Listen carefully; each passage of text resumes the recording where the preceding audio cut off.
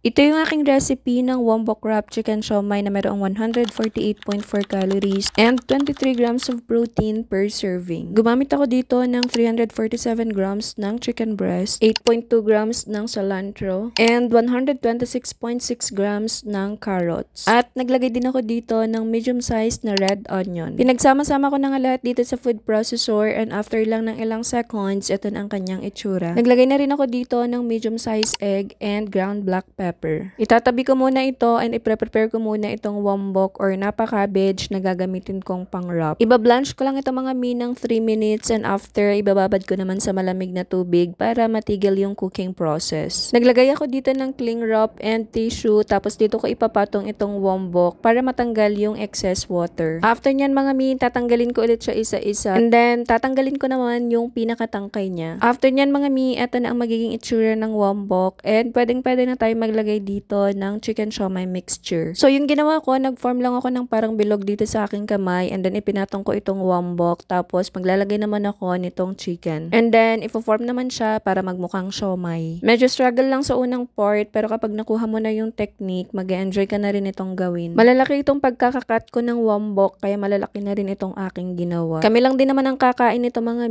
so bakit ko pa siya titipirin? Huwag pala kayong mag-alala kasi yung kamay ko dyan malinis ha. Char.